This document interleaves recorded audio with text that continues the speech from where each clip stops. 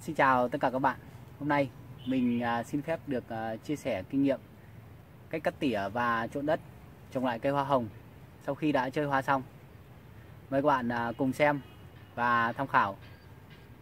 Như các bạn có thể thấy ở đây, cái cây hoa hồng này nó cứ vòi voi, nó rất là dài, không có hoa có nụ gì cả. Đây cây mình xin được của một người quen trong gia đình.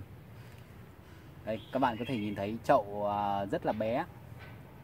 Thứ nhất là chậu bé, thứ hai là cây rất vòi voi, chỉ có đua ngọn không, chứ không có hoa hay có nụ gì cả. Và đầu tiên đó là cắt tỉa cây hoa hồng. Mời các bạn cùng xem. Ở đây các bạn có thể thấy cái cây hoa hồng này của mình sau khi đã chơi xong, cây chả có hoa, chả có nụ gì, và cây nó cứ đua ngọn vòi voi ra, nên bây giờ mình sẽ tiến hành cắt tỉa để cây ra nhiều nhánh và sau này nó sẽ ra nhiều nụ hơn.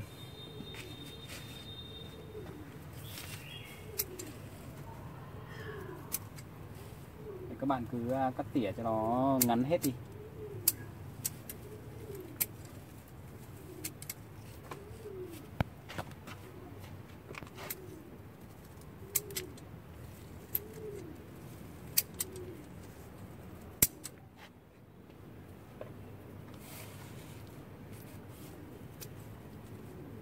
Các bạn cứ cắt hết các cái ngọn, các cái nhánh đi, về sau nó sẽ đẻ ra rất là nhiều nhánh và sẽ rất là sai hoa và sai nụ.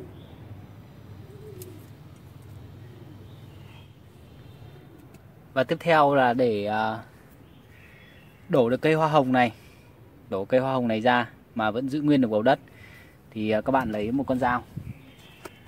Các bạn sắn quanh miệng thùng giống mình như thế này. Đây, các bạn có thể nhìn thấy đây, dao đây, sắn quanh miệng thùng như thế này. Đấy ạ. Để cho đất nó bở ra một tí, nó không bị dính vào thùng thì mình sẽ đổ ra được.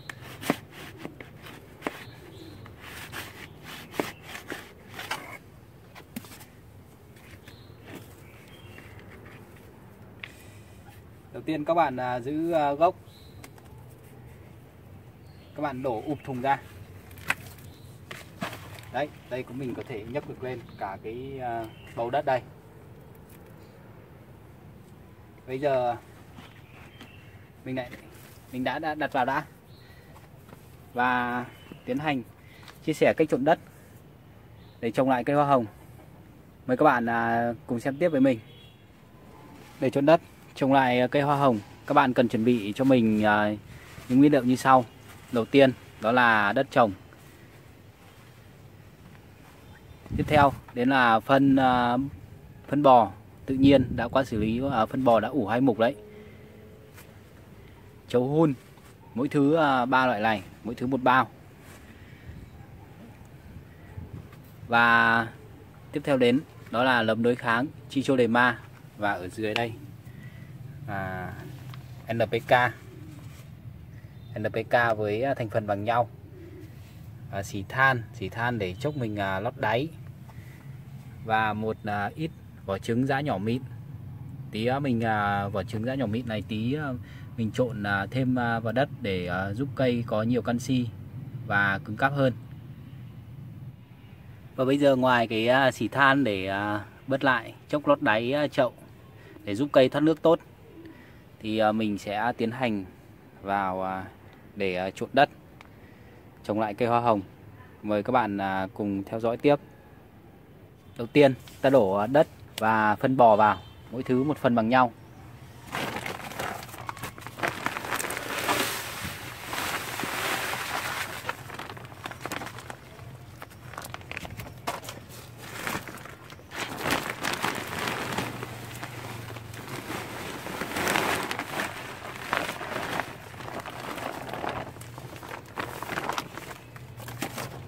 Tiếp theo rắc một chút nấm đối kháng Trichoderma.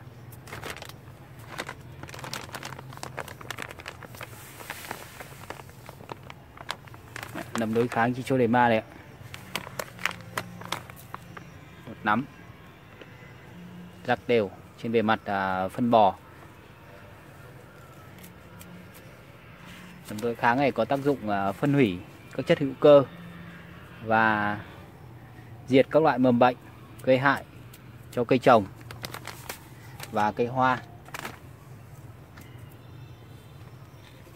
Tiếp theo chúng ta đổ lốt một phần chấu hun vào. Như chúng ta trộn đây chấu hun, phân bò và đất, mỗi thứ một phần bằng nhau. Sau khi đổ chấu hun xong,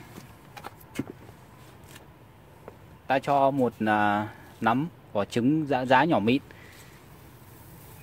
Nắm rắc đều.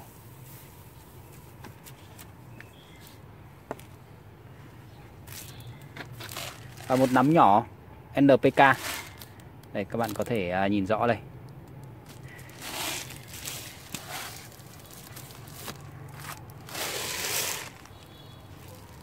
Nắm nhỏ này thì nó vào khoảng đây, khoảng 1 lạng. Hơn 1 lạng gì đấy.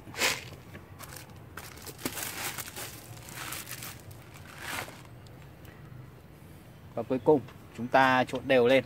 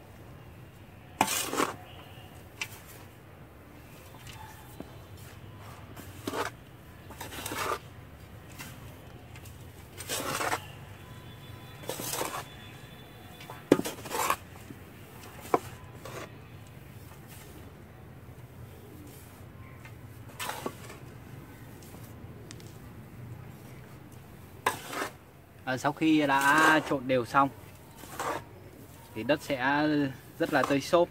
Đây các bạn có thể thấy, mình bóp chặt vào, mình động nhẹ là nó bở tơi ra ngay. Như thế là đặt yêu cầu. Đất như thế là rất là ok rồi. Nếu mà ở đây cái giá thể làm tơi xốp là mình làm bằng chấu hun, các bạn không có chấu hun thì các bạn có thể thay bằng chấu tươi hoặc là mùn dừa, cũng rất là ok. Nhưng mà tốt nhất vẫn là sử dụng chấu hun. Đất rất là ngon và tơi xốp rồi. Bây giờ mình sẽ tiến hành thay chậu từ chậu bé ra chậu to trên cây hoa hồng. Mời các bạn cùng xem.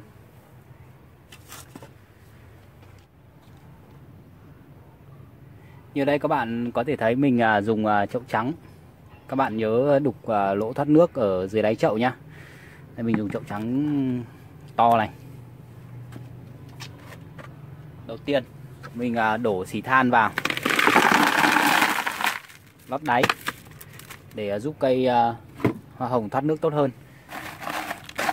Thì hoa hồng này không chịu được ngập úng nên các bạn lót một lớp xì than ở dưới đáy để thoát nước dễ dàng và tốt hơn.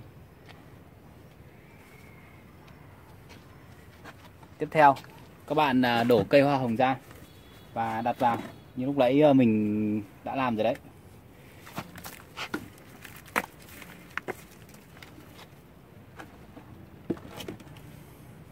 Đặt vào cây hoa hồng vào chính giữa chậu và cân chỉnh làm sao cho cây hoa hồng đứng vững và thẳng đấy. Sau đó các bạn xúc hỗn hợp đất vừa trộn đổ xung quanh.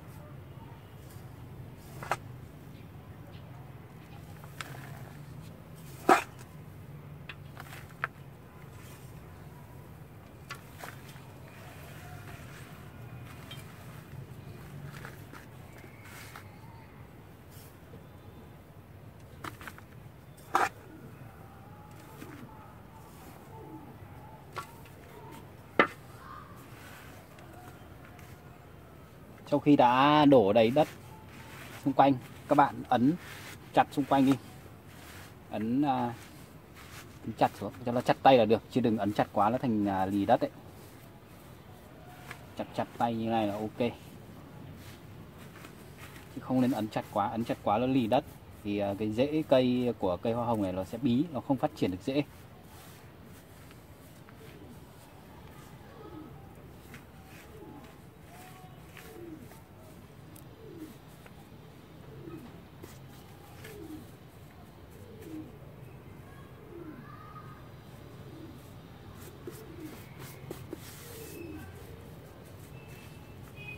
Đấy, như thế là xong rồi ạ.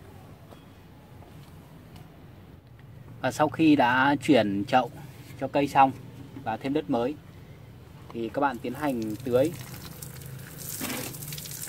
giữ ẩm cho cây. Rồi ạ. Tưới xong đợi một chút là nước nó ngâm xuống đất là ok. Đó, xong để các bạn lưu ý khi chăm hoa hồng này là để sau khi cắt tỉa và thay chậu, thay đất cho cây hoa hồng thì các bạn nên để ra chỗ được nhiều nắng nhất ở trên vườn hoặc ở dưới sân, nắng từ sáng đến chiều cũng được. Tại vì là hoa hồng này rất là ưa nắng, mình chăm sóc tốt và cây được nắng thì sẽ rất là sai hoa và sẽ rất thơm. Và sau khi đã chuyển chậu và thay đất cho cây hoa hồng xong thì các bạn chỉ cần tưới nước giữ ẩm bình thường thôi, chứ không cần bón thêm phân gì cả. Tại vì cái hỗn hợp phân mình trộn vào nó đã đủ chất rồi, chứ không cần bón thêm cây sẽ bị xốc phân, vàng lá và chết.